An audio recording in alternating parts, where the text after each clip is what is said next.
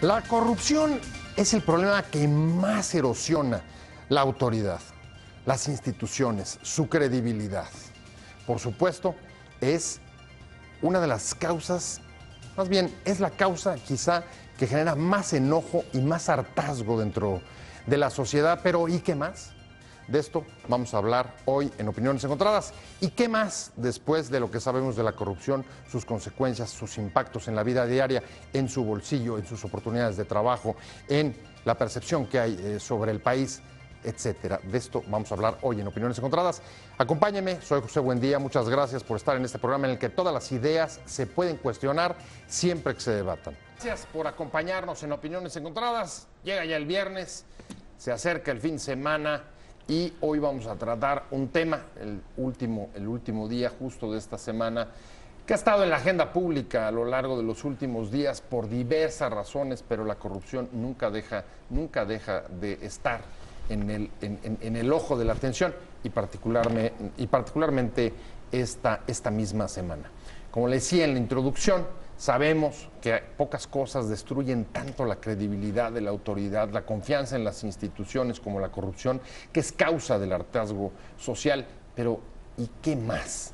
¿Qué otros impactos en la vida económica, social, en el tejido, en la cohesión social, en la imagen del país, en el exterior, tiene la corrupción? De esto vamos a hablar y a eso le vamos a entrar. Como siempre, me da mucho gusto. Como todos los viernes está conmigo Pepe Rubinstein.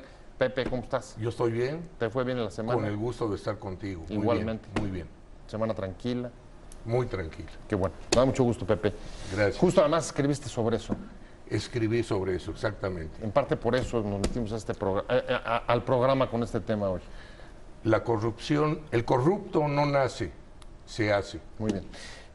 Rodrigo Hernández del GESOC, Gestión Social y Cooperación, una organización de la sociedad civil que participa dentro del gobierno abierto y que está muy metida en todos los temas que tienen que ver con transparencia, con rendición de cuentas, pero sobre todo con esto que hoy vamos a tratar en el programa, y es con todos los impactos que uno no ve luego, pero que ahí están directamente en el corazón del desarrollo económico y social del país.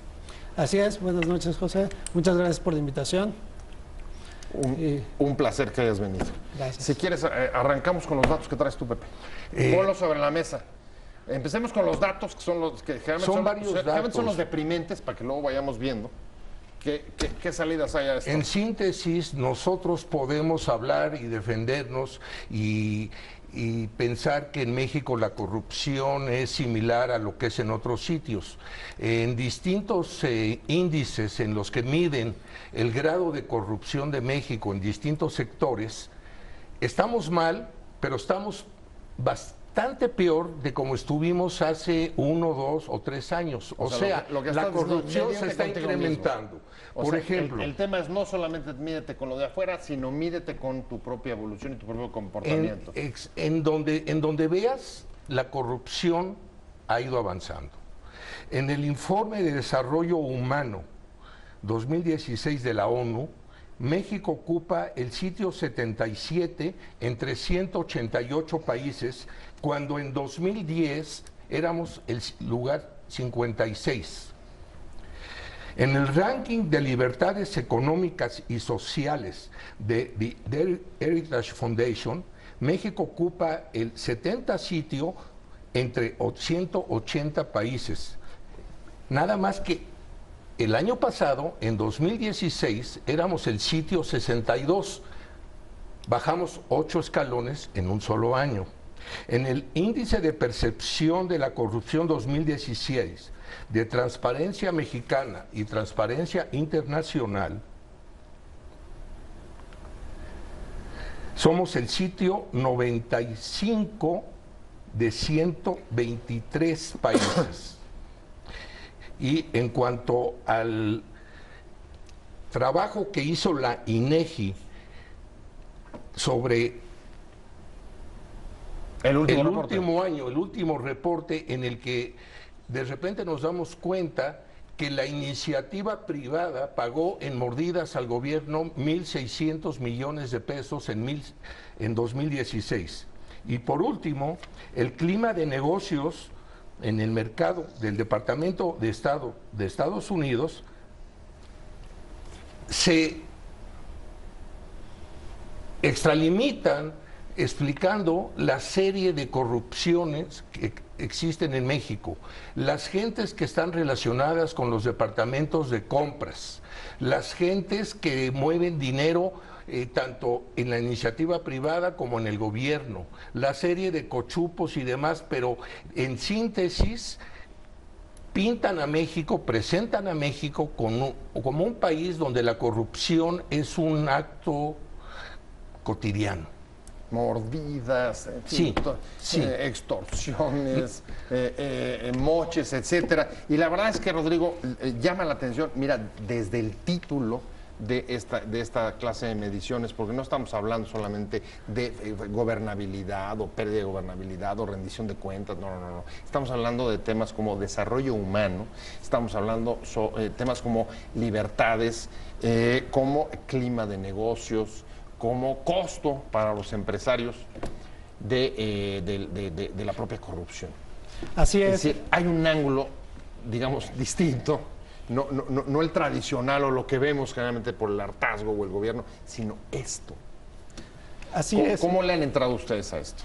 Bueno, nosotros en nuestra organización hacemos monitoreo del gasto del gobierno. Creemos mucho en la transparencia, creemos que la transparencia es la herramienta, una de las herramientas más importantes, una de las dos partes de la ecuación más importantes para combatir la corrupción. Primero necesitas que todas las operaciones, todo lo que sucede dentro del gobierno sea transparente, en primer lugar, para observar.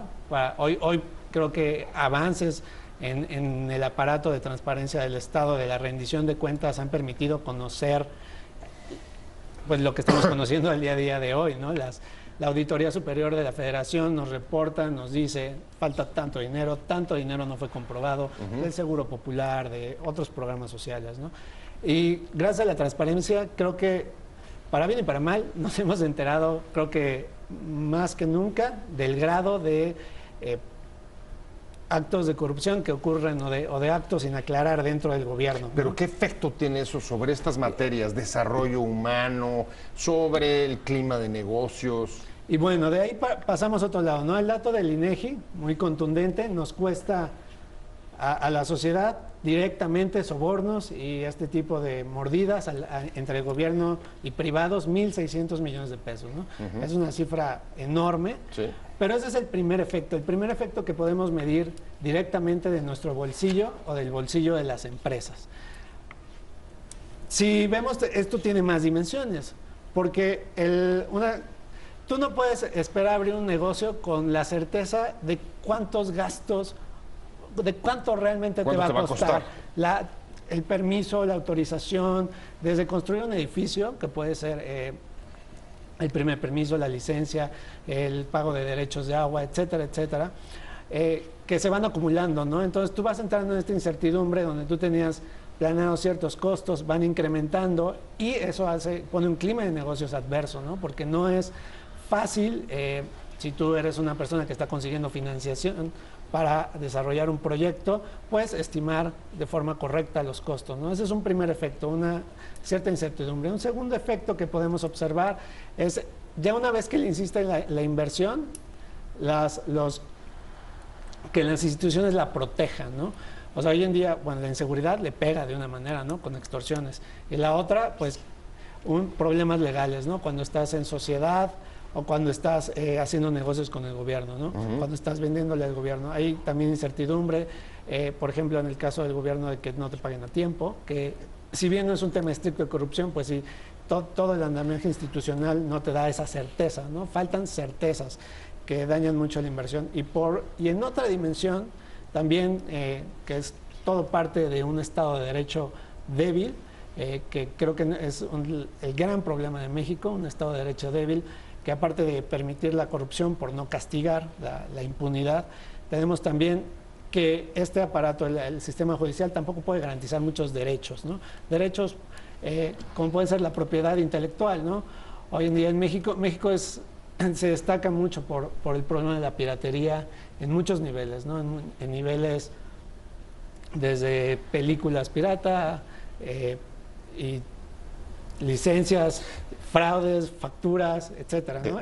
Déjame tomarte el tema de los derechos de vivo contigo, Pepe, porque de esa cifra que estaba manejando hace rato de 1.600 millones de pesos, si la dividieras entre el total de los mexicanos, resulta que el costo de la corrupción per cápita sería de 12,000 pesos. ¿Ustedes cuánto va a tener el promedio, el estándar de los que alcancen el 27% que alcance, perdón, el 40% que alcance el 27% de su pensión en el futuro? ¿Sabes cuánto va a tener? Cerca de 2,000 pesos. ¿Cómo ves Lo que yo veo es el impacto del dato en un derecho? Pues eso, a la jubilación. Claro que es impactante, pero es menor de lo que va a ser si seguimos al ritmo que vamos. Es una situación preocupante. El análisis que debemos hacer nosotros es, bueno, pero ¿por qué? ¿Por qué ocurre esto? ¿Por qué ocurre? Porque se puede. Porque se puede, porque si no se pudiera, porque si nosotros además viéramos que el ejemplo de los gobernantes, el ejemplo de los legisladores, el ejemplo de quienes nos gobiernan es de honestidad, es gente que no suele hacer actos de corrupción, y cuando los hace es sancionado severamente, obviamente nosotros antes de pensar, antes de decidir hacer algún acto de corrupción, pues lo pensamos varias veces. Simplemente el ejemplo que tenemos es de que los gobernantes incluso utilizan la ingeniería financiera, no porque se llevaron una tajada, un moche, un porcentaje de algún tipo de presupuesto, sino porque se dedican ex profeso, buscan la manera de hacer todo un andamiaje para desviar el dinero. A ver, se puede en términos de no hay castigo, no hay sanción, eso ahorita regreso sobre eso en el caso de los gobernadores detenidos, pero al mismo tiempo los costos, por ejemplo, estoy pensando, por ejemplo, en términos de inversión. Sí. Hay una tendencia en el país, por supuesto, de inversión pública, de reducción de las últimas 2 décadas, permanente, va hacia abajo. Y el talón de Aquiles de 2017 y 2018, tú me corroborás, es justamente el problema de la inversión. Sí, la corrupción y lo que estábamos mencionando hace un momento, la falta de certeza para los inversionistas, ya sean extranjeros, nacionales, como lo mencionabas en la introducción, el Departamento de Estado norteamericano da un panorama de todos los problemas que tiene nuestro sistema institucional para venir y traer inversiones, pues nos priva de esas inversiones nacionales y extranjeras, ¿no? Hoy en día, desde comenzar a construir un edificio o poner una empresa, no sabes cuánto te va a costar, mejor me retiro, ¿no? O el caso de que van a poner una fábrica, no sabes si los terrenos van a entrar en un escándalo porque los terrenos que el gobierno te consiguió a muy buen precio no eran, entran en una controversia, entonces el gobierno ya no te lo puede dar y esa inversión que tenías planeada para una planta automotriz ya no puede darse en los mismos términos, ¿no? Y por ejemplo, regresando un poco al tema de la debilidad institucional, de la falta de Estado de Derecho, un inversionista mexicano tal vez no pueda decidirse a poner una compañía de software, una compañía a producir cine, porque sabe que las instituciones no van a proteger su obra de que sea pirateada o de que sea distribuido por medios y no reciba y no recupere su inversión, ¿no? Entonces todo eso nos pega. Ahora estamos hablando de la corrupción, un poquito anticlimático para ser viernes, pero un tema que no podemos dejar después de que ha sido un día sí y el otro también motivo de atención, de primeros lugares en atención en la agenda pública. Pepe Rubinstein, y la pregunta era, estamos viendo, sí, ya sabemos mucho de los costos, pero hay otros que no se ven tanto, y uno comienza a preguntarse, como lo hace Berruga en su libro, si de repente empieza a ver cuál es la percepción que pueden estar pensando allá afuera si año con año ven que las estadísticas o los indicadores respecto al país van en retroceso, que no estamos pudiendo. Llevamos décadas queriendo atacar el asunto de la corrupción. Miguel de la Madrid decía la renovación moral de la sociedad. Yo creo que la moral la tienes o no la tienes, pero no sé que la renuevas. Pero desde entonces ya había una reacción oficial sobre que nos está inundando la corrupción, la falta de moral, lo demás, y el embajador Enrique Berruga está apenas antier creo que fue la presentación de su libro, en cuya portada está la Estatua de la Libertad con un jorongo encima, y es una sátira política, es una, digamos, una ficción política en la que México se convierte en el Estado 51 de la Unión Americana. Simplemente pues lo absorben México por su debilidad o por sus por la debilidad del Estado de Derecho, pues sí, por la serie de situaciones que no estamos pudiendo resolver, o al menos es la imagen que en el exterior predomina, y él juega con la idea de que México es absorbido por Estados Unidos.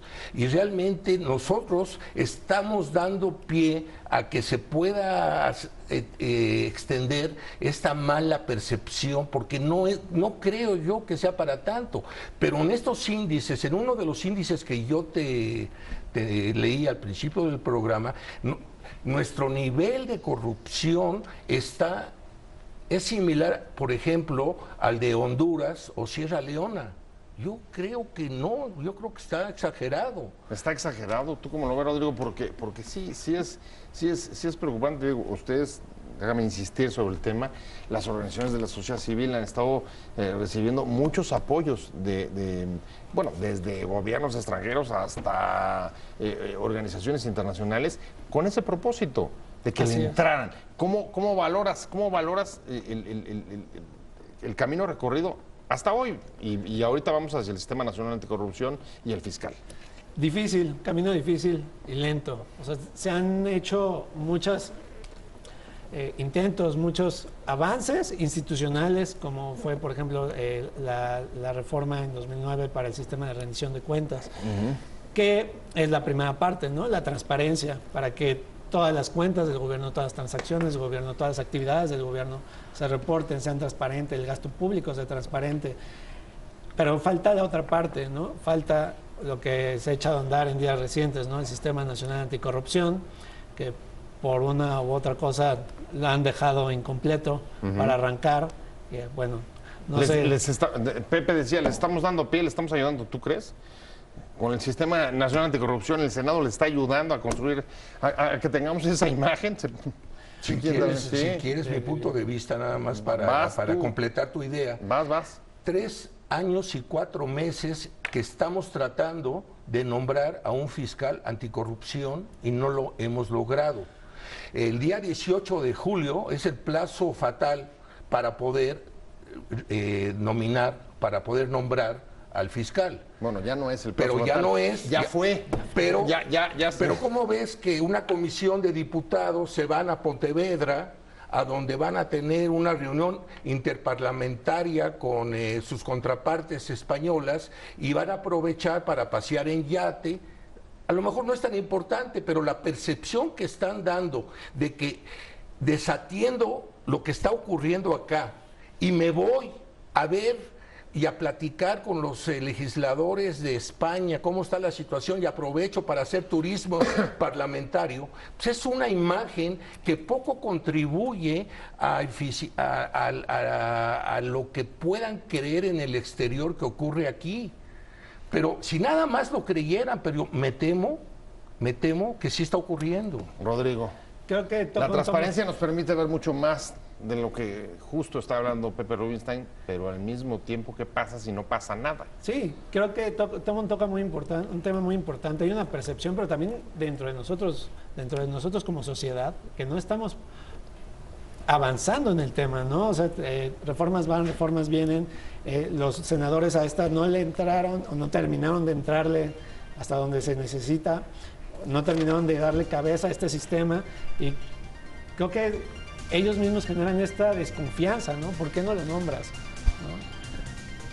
Estamos dejando de dar el último paso en este tema del Sistema Nacional Anticorrupción, pero a la vez permea en toda la sociedad desconfianza nos falta, y la corrupción destruye nuestro capital humano, nuestro capital social, de confiar en nosotros, y más con estos ejemplos de vamos a poner este esfuerzo de hacer Hablando de corrupción, estamos hablando con Rodrigo Hernández de una organización que se llama GESOC, Gestión Social y Cooperación.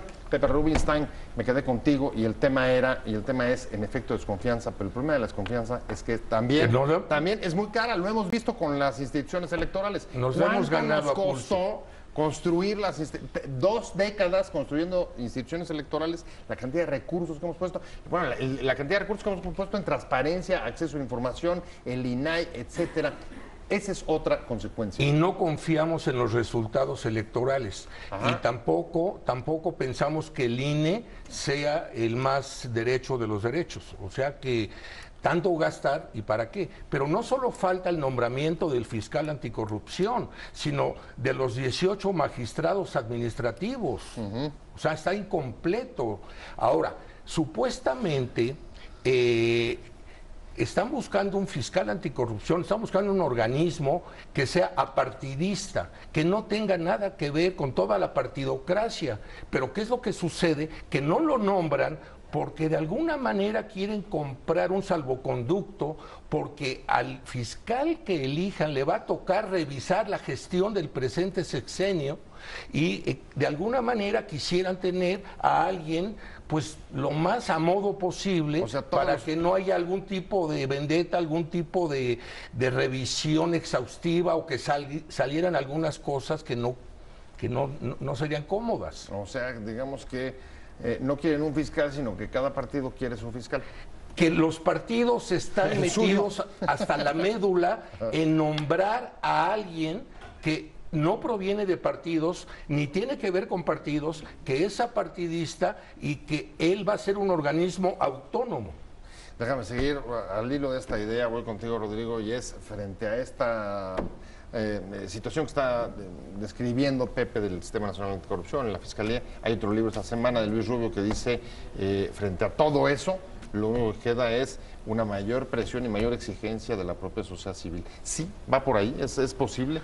Ya tiene, digamos, la suficiente masa crítica la sociedad civil como para poder hacerlo. Porque estoy pensando en el Comité de Participación Ciudadana, estoy pensando en este asunto del gobierno abierto, que la propia sociedad civil ya se salió, ustedes entre ellos. Bueno, creo que la presión y la participación, sobre todo no la presión, la participación de la sociedad civil ha estado desde hace, bueno, digamos, desde tiempos recientes, ¿no? Desde esta joven democracia mexicana moderna. Y hemos estado participando, muchas organizaciones se suman, hemos estado con partidos, con gobierno directamente, pero creo que no es suficiente, o sea, sí participamos, la sociedad civil organizada, porque no somos toda la sociedad civil, pues somos todos los ciudadanos, los organizados, organizaciones que se dedican a diversos temas, presionamos cada quien en su agenda, ¿no? Nosotros tenemos la agenda de ver los resultados de ciertos programas, otras organizaciones monitorean más de cerca el gasto público, y creo que estamos ahí, estamos cerca del gobierno, participando, pero creo que sin una presión externa de los ciudadanos que meta realmente, pues ya sea en las urnas, ¿no? O en las calles. O en las calles, más presión a los partidos para que se tomen más en serio estos temas, es complicado, ¿no? O sea, necesitan sentir, creo, más presión. Pero sientes madura la sociedad civil mexicana también. O sea, tú dices joven democracia, yo también te digo joven sociedad civil. No sé si coincidas. Creo que es joven. Obviamente, si nos comparamos con la tradición estadounidense, pues somos muy jóvenes, ¿no? También hay procesos distintos en nuestro país, ¿no? Allá es un proceso más directo, ¿no? Entre la organización civil y el gobierno. Aquí creo que participamos, los canales se han ido abriendo poco a poco, pero no están totalmente institucionalizados, ¿no? Se planteaba dentro de las organizaciones que formamos un núcleo que se llama Colectivo Peso, formar un consejo fiscal independiente para revisar las cuentas, hacer sobre todo cuentas a futuro. Supervisión del gasto público, de las finanzas públicas. Y planeación a largo plazo, ¿no? Pensiones, costos, inversión, etcétera, ¿no? Y establecer canales institucionales. Pero a ver, luego se enojan, porque luego les dicen, oigan, Pepe, así les dijeron que los digo, a ver, quieren se ponen a hacer leyes, pues mejor vengan, porque nos están sustituyendo. Quieren hacer supervisión de cómo hacemos el gasto público, pues mejor vengan, porque también nos están sustituyendo a las autoridades gubernamentales. ¿Es esa un poco la dinámica, Pepe? ¿O nos estamos equivocando? Comenzando por el gobierno. Ya existe una auditoría fiscal de la Federación. Lamentablemente hasta ahora no ha tenido dientes. Ellos han pasado reportes. Verbigracia, lo ocurrido con el gobierno de Veracruz, que desde 2011 han estado enviando reportes. Aquí en Veracruz hay una serie de situaciones anómalas fuera de toda proporción. Sin embargo, no se actúa en consecuencia. Si cada quien hace bien lo que le toca, si la auditoría fiscal tiene la manera, porque ahora ya están revisando los ejercicios el mismo año, ya no esperan, sino que de inmediato lo hacen, pero también tiene que haber un elemento sancionador. Si eso funciona, no hay necesidad que la sociedad civil venga a auditar al auditor. Bueno, a ver, algo no está jalando bien si pensamos, por ejemplo, que, y vamos a contrastar el dato, el boquete que deja Javier Duarte, estaba leyendo hoy algunos datos que están señalando, 250 millones de pesos, es decir, contrástalo eso con 250 millones de pesos, 250 millones de pesos. Pero dejó un boquete a las finanzas del Estado. Creo que es mucho mayor. Mucho mayor que eso. O sea, hablan de un faltante de 36,000 millones de pesos. Entonces, perdóname, es 250,000 millones, exacto. ¿Cómo entender eso? Sí, voy a desviarme algo no está jalando. Creo que tenemos ya muchas instituciones para combatir la transparencia, la auditoría para hacer las cuentas. Falta quien persiga los delitos hasta donde debe llegar, ¿no? Que sería la Procuraduría, en nuestro caso. Tienes el ejemplo, por ejemplo, de Estados Unidos, el FBI. ¿Qué pasó recientemente? Trump corrió al jefe, a Comey, al jefe del FBI, fue un encontronazo. Y lo llevaron a testificar al Congreso. Y hay un antecedente, Nixon hizo lo mismo y terminó renunciando. Ese órgano interno, que es una función del Ejecutivo, pero que aún estando dentro del Ejecutivo debe tener un grado de independencia muy importante para poder investigar al propio Ejecutivo, creo que es algo que nos está faltando en el país. O sea, ese aparato... Son mecanismos de control. O sea, el que ejecuta la investigación y lleva las pruebas ante el judicial, que en Estados Unidos sería el FBI, aquí debería ser la Procuraduría, no está llevando a las últimas consecuencias las investigaciones. Tenemos en el caso de Duarte, que tenía indicios, ya después no se supo qué pasó con ellos, ¿no? Y creo que eso es algo que está haciendo mucha falta en México, ¿no? Una Procuraduría independiente, fuerte, con autonomía suficiente para investigar al propio Ejecutivo. Pues no es por falta de planteamientos o de iniciativas de ley, porque ahí están. Lo que estamos esperando es que eso se materialice. A mí se me fue el tiempo, pero Pepe, ¿quieres agregar algo? Están liberando a agentes que se sabe que violaron la ley, que fueron corruptos, por el hecho de que no se fincaron bien las acusaciones, de que cualquier error en la manera como capturan, como trasladan el comportamiento, la infracción a los derechos humanos, hace que el violador de la ley, pueda salir libre. Realmente, si es culpable independientemente de la forma en cómo fue detenido. Yo lo que creo es que hay que llegar a las máximas consecuencias.